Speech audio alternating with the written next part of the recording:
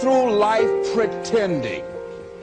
Pretending that we're satisfied where we are, pretending that everything is okay, pretending that we don't have any special goals or ambitions or desires, when really deep down inside we do really want more. Find out what it is you want and go after it as if your life depends on it. Why? Because it does. It's time for you to look within yourself and decide that I'm in charge of my destiny. I'm in charge here.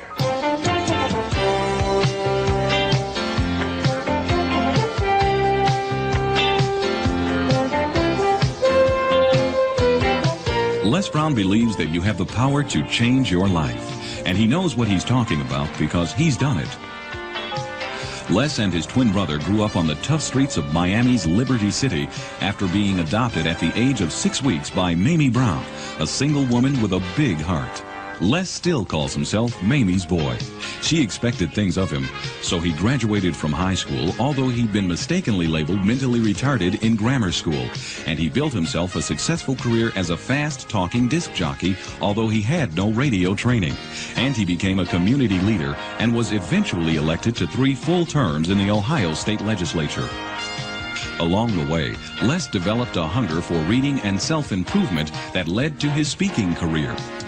Today, he spends his time enjoying his family, relaxing and being with his 6 children, and giving about 200 speeches a year, which focus on helping people find ways to overcome the obstacles they face in their own lives. Thank you. Thank you very much. How many of you thought about some things that you know that you deserve or you want out of life or you would like to enjoy, experience, and you found yourself blocking yourself? Raise your hand if that ever happened to you before. All right, very good. Here's what I want you to do. Shake somebody's hand on your right and your left, and here's what I want you to say. Whatever you're seeking, it's seeking you. It's seeking you. You can have it. You can have it. Give yourselves a round of applause, all right?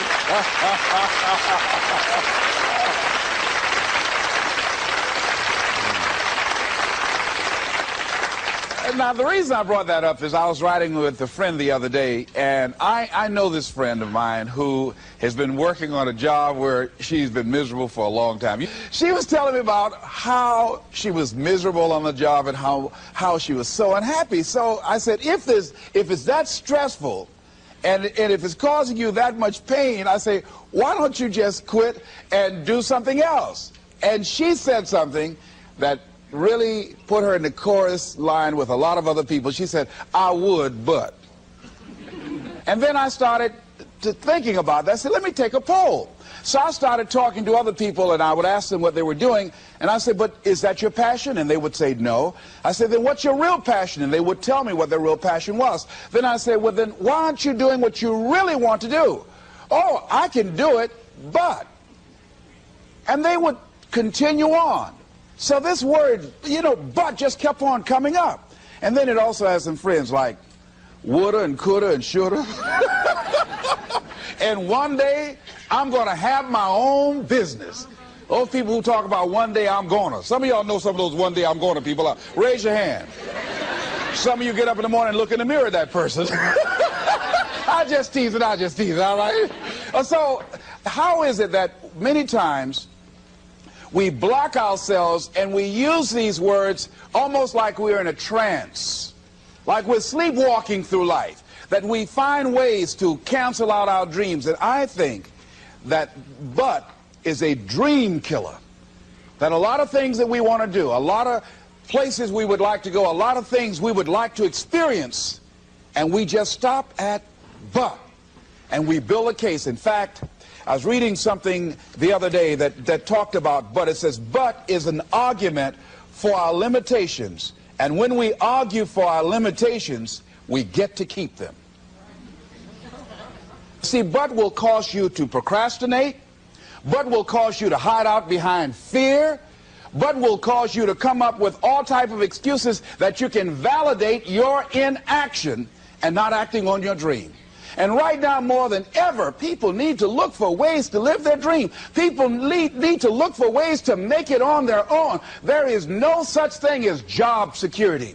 There's no such thing as a storm-proof or tragic-proof life. There are no guarantees today, ladies and gentlemen. The illusion is gone. There was a time when we graduated from high school, you were told, go to college and get out, and you go and work for a corporation for 30 or 40 years, they'll give you a gold watch and you'll retire. Special announcement, that day is gone. That day is gone, never to return again. So instead of people living in fear, feeling stressed out, feeling powerless, feeling like victims, I think it should be a time that we need to begin to look at ways that we can become an active force in our own lives. Look at ways when we can decide to take charge of our own destiny. Look at ways when we can decide to design a life of substance and begin to truly live our dreams. And it's time for people to decide, I'm ready to get on with my life. Shake somebody's hand on your right and left. A guy named Bob May said this, don't let nobody turn you around. Do that right quick.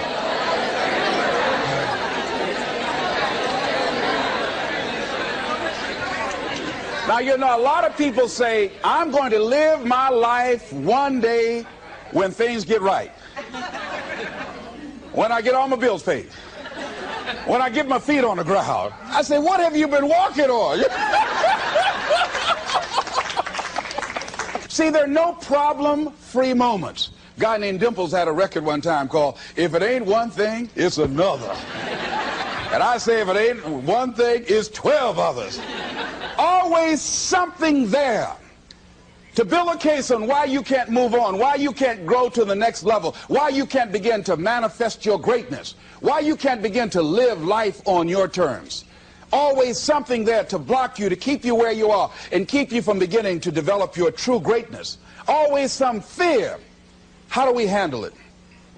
And I'm saying that if you've been hiding out behind but, if you've been using the fact that you don't have enough money or you don't have the education, take it head on. Go get the education. I was saying to a guy the other day who was saying, I said, how old are you? He says, 47 years old. I said, your sister tell me that you can't read. He said, that's right. I said, why? Well, you know, I didn't go to school. I said, excuse me, how old are you? I'm 47. 47? Yes. And you can't read or write? Yes. Have you ever heard of adult school, adult education? Have you decided that you should learn how to read to begin to expand your world? Why are you using that as a racket? Why don't you decide now that you're going to expand your world, that if other people can learn, you could learn too? Well, it's hard for me. Have you been and sit in a class yet? Have you signed up yet? No, I haven't.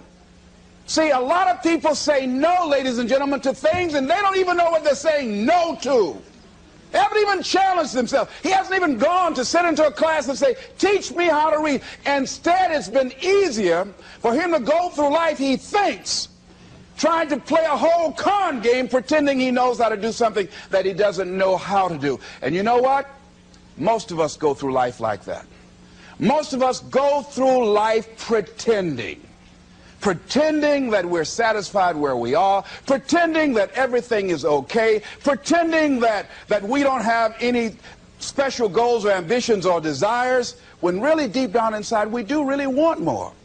But if you look at our behavior, if you judge based upon what we do, that really will tell you some true stories about people, because you have to judge a tree by the fruit it bears, not the fruit that it talks about. See, a lot of people pretend that they want more out of life, but all you have to do is watch their actions. That will tell you something. So I used to pretend that I wanted to lose weight, but how could you tell I was pretending? Watch me when I have a piece of sweet potato pie.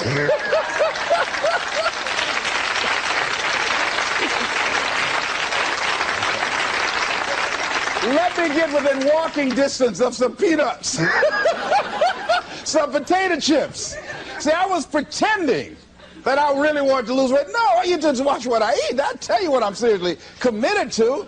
People tell you, oh yeah, one day I want to have a restaurant. See, they're pretending they want to go into business for themselves. They're not serious. How can you tell, Les? Watch their actions. Watch what they're doing.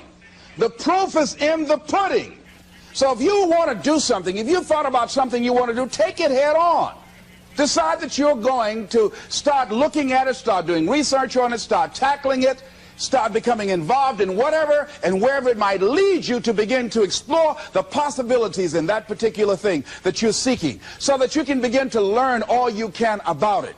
Decide that you're going to face it, that whatever shortcomings you have, that you're going to strengthen yourself there. Whatever training that's required, that you're going to go get that training, that you're going to get started right now. George Washington Carver would say, do what you can, where you are with what you have, and never be satisfied. S.B. Fuller used to say, and you heard Joe Dudley talk about, always strive to be more than that which you are. Yeah, don't get satisfied with yourself. Always know that wherever you are, you can enjoy more, that you deserve more. But most people, you know what they do? Most people go through life quietly and safely, tiptoeing to an early grave. Find out what it is you want, and go after it as if your life depends on it. Why? Because it does. People that have found their passion, people that found the things that they love, people that have found the things that they can pour their lives into, those people live longer. I was in New York and I had to do a seminar at a special church, and a guy by the name of Reverend Johnny Youngblood. And I said, how is it that you were able to build this big housing facility and got all of the various community and religious groups together to have this dwelling for 2,000 residents that were once homeless? How were you able to take on this responsibility? Wasn't it overwhelming? He said, the kind of work I do, he said, it's in me. I've got to live what's in me. And I think that's everybody's desire in life. You've got to live what's in you. Life is just too short and unpredictable. But what do we say? But there'll always be tomorrow. Oh, no. There's no guarantees you're going to show up tomorrow. There are a lot of people who were here yesterday that they're not here today. There are a lot of opportunities that were around yesterday. They're not here today. Oh, you can wait, but you know what Abraham Lincoln said? Well, good things might come to those who wait, but only the things that have been left over by those who hustle.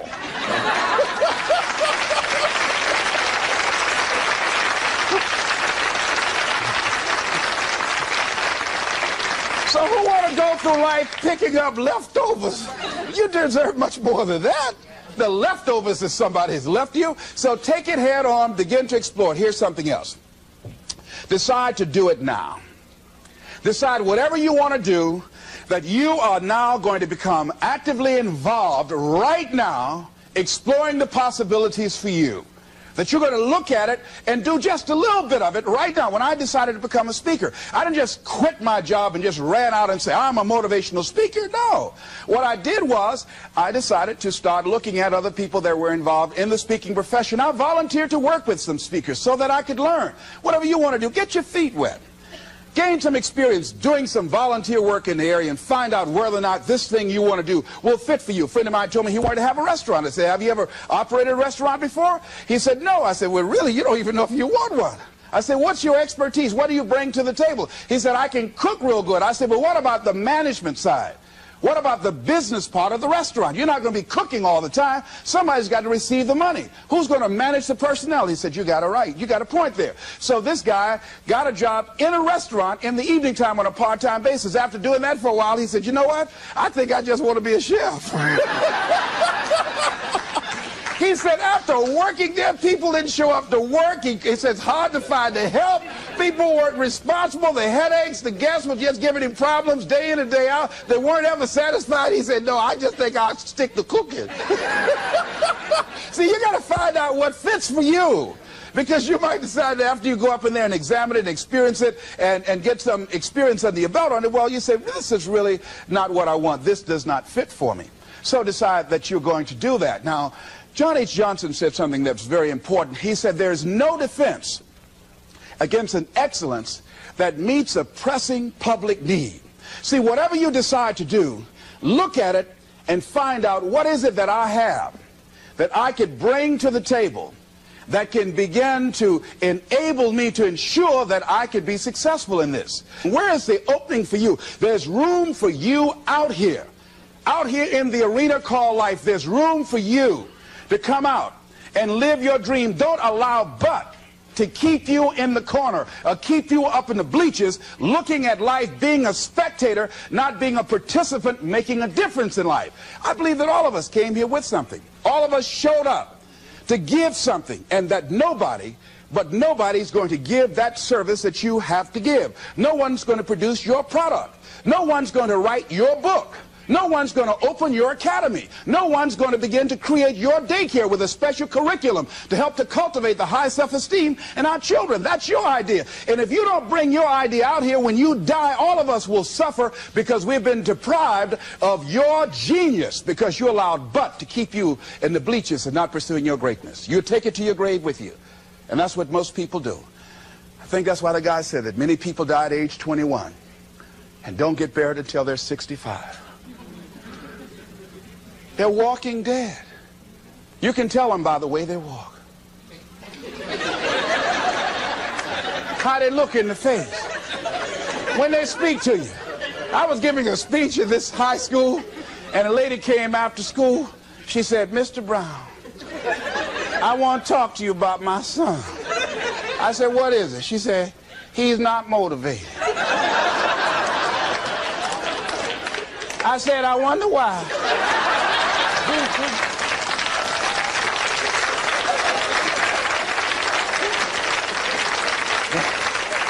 You got to have energy, ladies and gentlemen. You got to have life. If you're excited about what you're doing, even in the area of selling, you know people don't buy because of logic or reasoning. People buy because of your way of feeling. People don't like to be around dead people. No, let the dead bury the dead. No, keep them away from you before they grab you or hold on to you. So the fact that whatever you do, you want to be excited about it. You want to have the kind of excitement that is so contagious that people want to be around you. Because whatever you're doing, whatever you talk to people about, this particular idea that you have, they're looking at you and they want to know, do you believe it? And are you the kind of person they want to be in business with? And if you're not positive, if you're not energetic, if you're not fired up about it, how can you expect anybody else to be fired up about your idea? Am I right? All right, repeat after me, please. I'm going to be fired up about my dream. I'm going to go at it with everything I got. Shake somebody's hand on your right and left and say, "You got what it takes."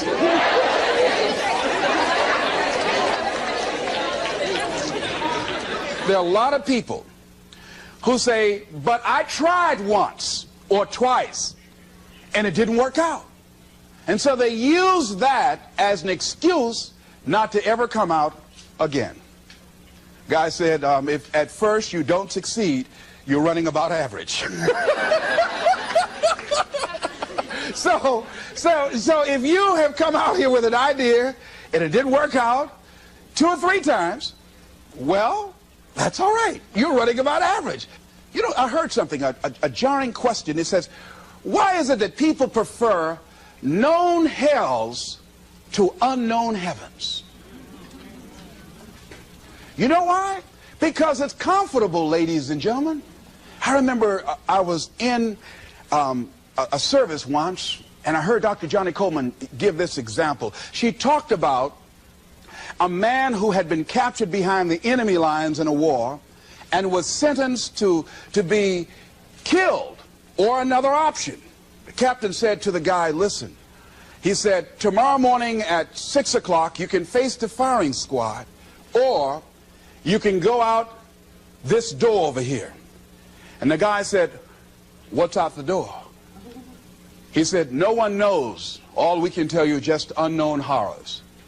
He thought, and the next morning he selected the firing squad. After the shots rang out, the captain's secretary said, "What's beyond that door?" And he said, "Freedom." But very few people would select to do it because it's unknown. A lot of people never do the things they want to do. A lot of people stay on jobs where they're miserable. I read an article called, "Is Your Job Making You Sick?" A lot of people, some of y'all know about that already here. So go on and say amen. It's all right. That one lady told me, she said, when I used to go to work, she said, when I stepped in the door, it felt like a refrigerator dropped on my shoulders. How many of y'all understand that kind of feeling? They were miserable, just hated to go after 60 minutes on Sunday afternoon. Oh, come Monday morning, my head used to throb. I just couldn't take it. Didn't want to go. Sometimes just for the heck of it, I just drive on by. Whew, I used to hate to go to work. Many of us choose an active living death. Many of us are walking dead. The walking dead. That we're not doing what we want to do. Many of us stay in relationships where we're dying together rather than growing and expanding and living together. We're miserable, but because we don't have the courage to see ourselves beyond that relationship that has turned toxic, we go through life living dead people. And you can always tell couples that have been together for a little while. Go in a restaurant, the ones sitting side by side, giggling and talking to each other, feeding each other with their fork and spoon, they just got together for 1 week. You see them in the car, they're sitting all up each other, hugging and slugging. Oh, they've been together about 3 days, all right? But if you see people sitting in a restaurant, see a couple, and they're sitting in front of each other. Takes so long for this food, I wonder when they're going to hurry up. Those are the married ones. But what if I know people have been married for years, living in 2 separate rooms, sleeping in 2 separate beds? Well, it's cheaper to keep it. Not necessarily. It's according to the price you want to pay. See, the price of peace of mind, the price of living the truth, of being honest with yourself and say, wait a minute, it's got to be more than this. So you've got to decide, wait. Even if things don't work out, even if I experience defeat or failure, that does not make me a failure. It's a difference between failing and being a failure. If things don't work out, if you don't produce the results you want, that's all. But don't confuse who you are with the results that you produce. I used to be a state legislator in Columbus, Ohio. And I remember once I was going to introduce some legislation on the floor, and after getting that legislation passed, a guy came up behind me, and he had some legislation that I opposed him on that. And I was about to stand up to debate this guy, and the guy next to me said, excuse me, don't debate that guy. Why? Do you know who that is? I said, no. That's Will Kosky from Toledo. That's a bad dude. He's a lawyer, Les. That man can debate. I don't care. I'm Les Brown, Mamie Brown's boy.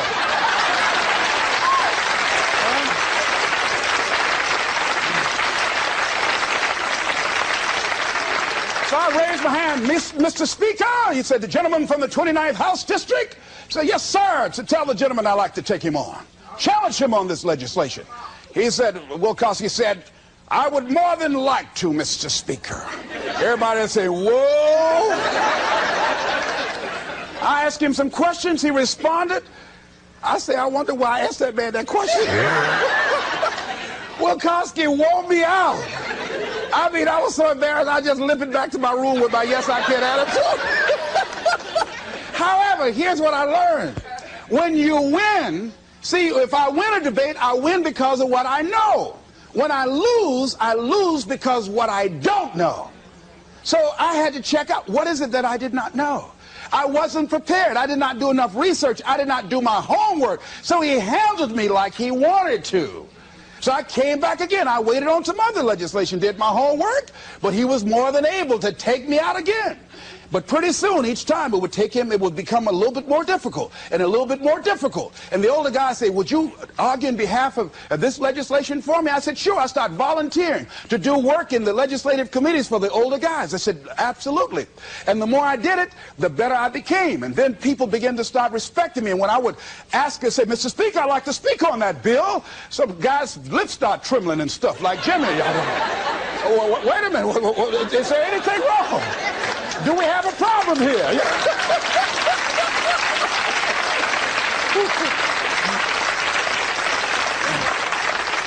But if I wasn't willing to be humiliated, if I wasn't willing to allow myself to be embarrassed, if I wasn't willing to be debated and defeated, if I wasn't willing to look at it and say, well, I'm just not good as I'm going to be. You know what that lady say? Lord, I ain't what I want to be, ain't what I'm going to be, but thank God I sure ain't what I was. Doesn't that make sense?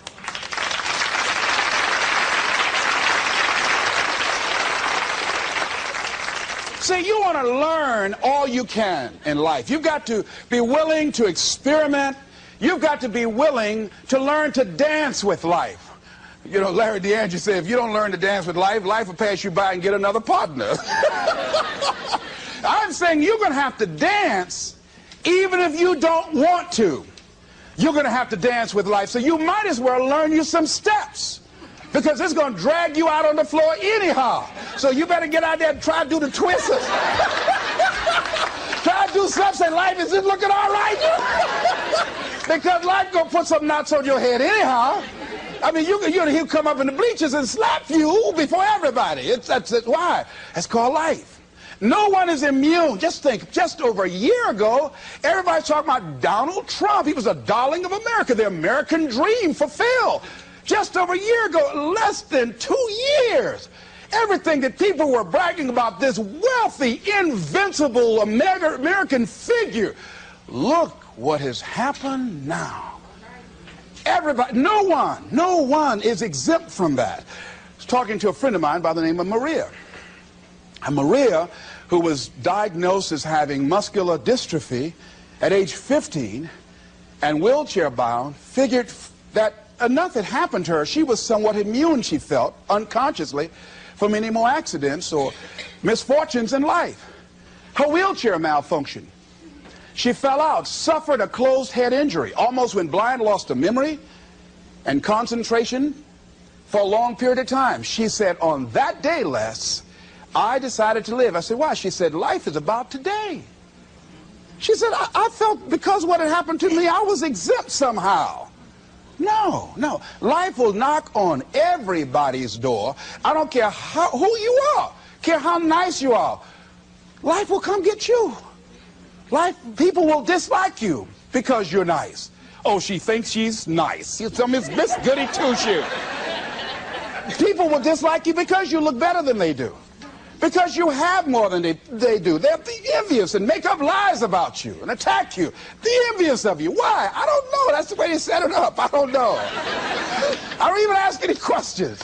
That's just the way it is. That's the way it is. Handle it.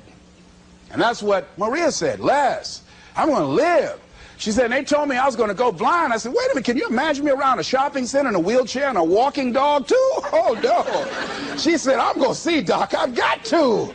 And she can see today. That willpower, that determination, very positive, upbeat person. I say, but don't sometimes you feel sorry for yourself, and don't you wish you had the capacity to do what other people do? She said, I don't waste my time comparing my condition with other people, one. And she said, people that suffer from a lack of motivation suffer mainly from a lack of self-appreciation. She said, I know that I have value, and the fact that I'm in a wheelchair doesn't make me any less of a human being who can contribute something to life.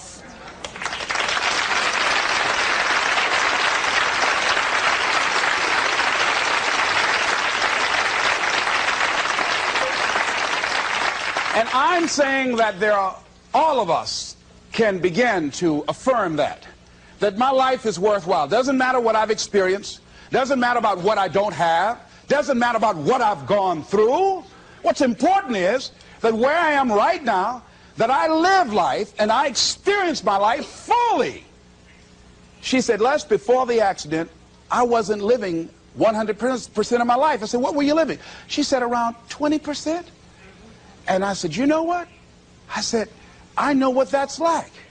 See, if you go through life holding back, and most of us do, most of us, if we ask ourselves, have we done all we can do? Most of us will have to answer, no, we haven't. We've been holding back. We have ideas that we don't act on, things we want to do. We're afraid to take chances. We go through life trying to seek security and not coming outside of our comfort zone, and we take most of our stuff with us to the grave. And I'm saying that the fact that you're still here, that you're still breathing, you've got some more work, and you owe it to yourself. You owe it to yourself. So when you get up in the morning, that you can look yourself in the face and say, hey, I'm living my life on my terms. That's important. Not to give up on your dream, not to give up on yourself. Now, are there going to be some moments when you want to give up? Yes. Will there be some moments when it's going to seem like it's impossible?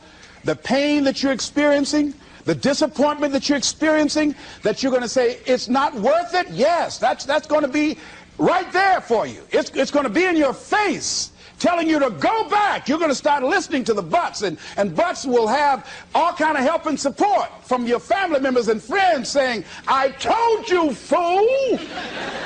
You're going out to this positive thinking stuff. Look at you now. Bet you wish you had that job now. Remember, I lost my job. I was very controversial in Columbus, Ohio, in broadcasting. I lost my job, and here's what I learned. That you've got to immediately start using your energy positively. The old folks used to say, an idle mind is the devil's workshop. That's real. I mean, when I didn't have anything to do, my mind used to say, you better go back and get your job. Why did you just shut up? Always running your mouth. Quack, quack, quack, quack, quack. Why did you just hush? You'll be working right now. Broadcasting was all that I knew. And that was my life. I loved talking to people, and I loved playing the records. Used to come on there, look out, this is Les Brown. All right, get up, face these, raise your right hand, throw your head back, put your teeth in and say, I am somebody.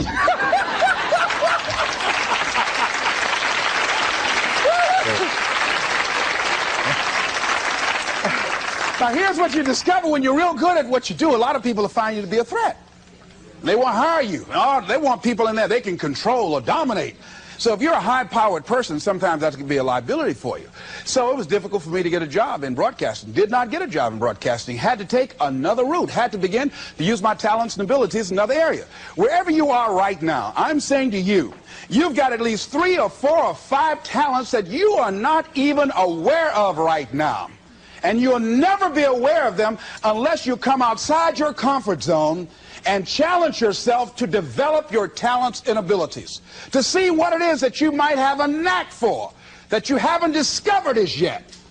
See, most people never discover their true potential or their other talents and abilities because they figure that they're one-dimensional. And they don't try and stretch themselves and learn more. Guys say, he who learns the most earns the most.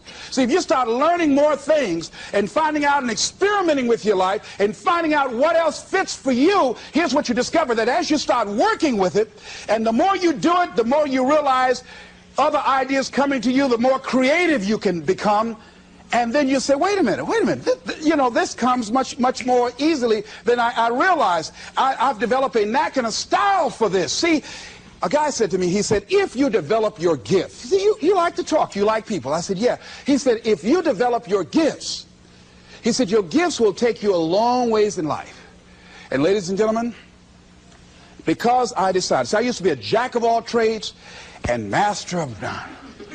I tried to do everything. I used to be a disc jockey, state representative, community activist, used to do public relations work, used to promote shows, used to be an MC in a nightclub, used to own a nightclub, the Pink Pussycat in Columbus, Ohio. I did everything, sold insurance, you name it, door-to-door salesman, I did it all. But finally, I decided to focus my energy. I looked at all my talents and abilities. I said, well, I've got to just find what's my one thing, what's my trump card, what's the one thing that I do better than I do anything else. I said, well, I like to do a lot of things. I like to promote, I like to MC, I like to talk, I like being a disc jockey, program director, I like being a community activist, I enjoyed being a state legislator, but I had to find one thing, and I found that one thing. I decided I was going to develop myself as a speaker. And I started following other speakers around. I started doing research. I would read about Marcus Garvey, Frederick Douglass, Booker T. Washington, Winston Churchill. The truth is incontrovertible. Malice may attack it, ignorance may deride it, but at the end, there it is. Carlyle, truth crushed to earth, shall rise again. I would follow Dr. Otis Moss. I read what Dr. Martin Luther King said. He's the greatest preacher in the world. I used to follow him. Of Charles Adams out of Columbus, out of Detroit, Michigan. Any great speakers, I would follow them and watch them. I'd be in the back just checking them out. Used to watch Billy Graham on television, turn the volume down to watch his hand movements because he's so expressive with his hands. I just became a student of the area that I wanted to become involved in. I would go to the motivational rallies, join the National Speakers Association, and watching all these guys, and then I would work and practice in other areas and developing my own style. Sometimes I would imitate other guys, and eventually what you'll begin to do is that you emerge and develop your own style as you do it and work with and work with and work with and work with it. And I say to you, that is so exciting. People that are working on their dreams and developing themselves, they have a different kind of walk. have different kind of energy. You can tell in the tempo of their conversation, they walk differently. They have a lot of energy. They have a glow about them. People that aren't working on their dream, see, you can tell in how their movement, their body language, their voice conversation, they're real slow. Hey, I'll just call. I wasn't doing nothing. Thought I'd call you. Well, don't do that over here. They look at a lot of television. What's on? I don't know. I'm just looking. No, you got to watch this. You don't want to be like that. You want to actively be involved in creating life and making it exciting for you. See, if you watch the news all day and read what's happening in the newspaper, you'll be scared to come out your house. Am I right? You'll be scared around here.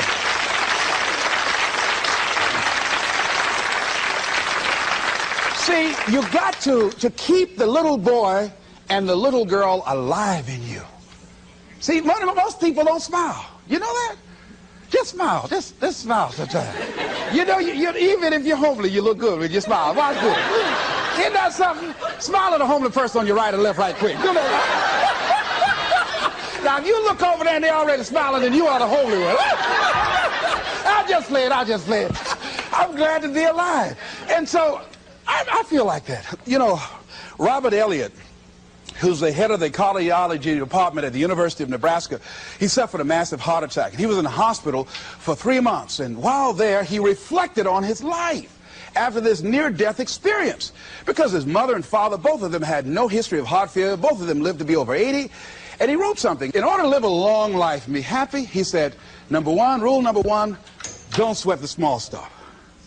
And rule number two, it's all small stuff. Isn't that real? That's real.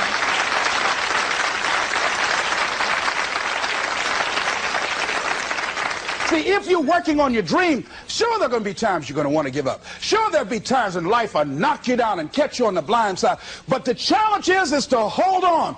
And if you hold on tenaciously, I say the universe is on your side. A way will come out of nowhere. Someone will step forward and help you. Just a blessing. Who are you? I don't know, but thank you for coming. Hey.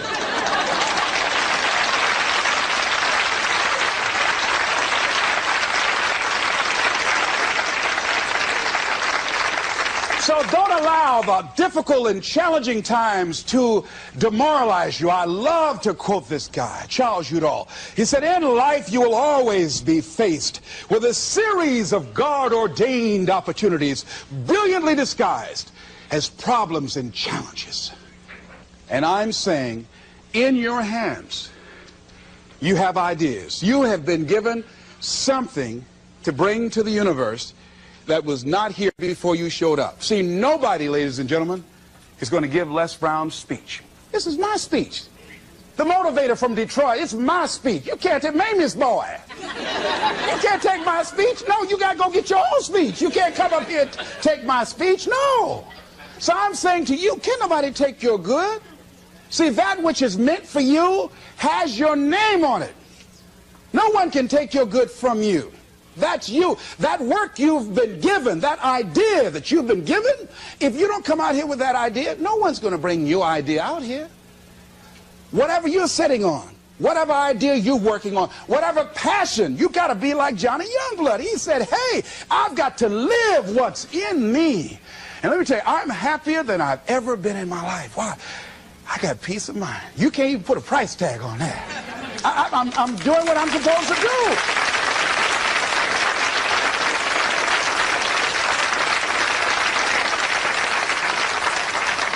And I say to you, the universe is calling you. A young lady wrote me a letter once after hearing me speak in Detroit, and I had just finished working with some kids, and it really was a short letter. It was a short letter, but powerful. And the letter read, she said, the voice of greatness has called me, and I'm afraid to answer. Ooh. I felt that. I know what it is not to answer. See, I could have been doing this years ago, but I was afraid to answer. I had these buts that I was hiding behind. Like Gideon, I didn't want to come. Not me, not me. I'm not good enough. I'm not. Wait, let me get ready. Let me get ready. You know, you ever seen those perpetual students? Oh, let me get ready. Let me get ready. Got a friend named Carolyn, been going to school 10 years. Got all kind of degrees. Ain't doing nothing in life. You know, I'm saying answer your call. The universe is calling you. Here's something about life. You can't get out of it alive. Hello? You can't get out of life alive. Live now, like Maria said. Live your dream now. So, the other night I had a funeral, and I don't mind doing it again. We buried Bud. We said, Bud, you won't have no place in our lives no more. These dreams you've been killing. Oh, Bud, you ain't gonna kill no more dreams up here. Everybody repeat after me. Bud, get out of my life. Get out of my life. I don't need you no more. I don't need you no more. Don't come back here.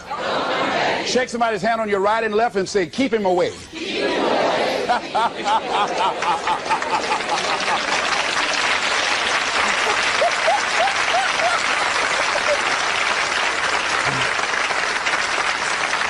So finally I say, look at your life and decide that my life is beautiful, that my life is meaningful to me.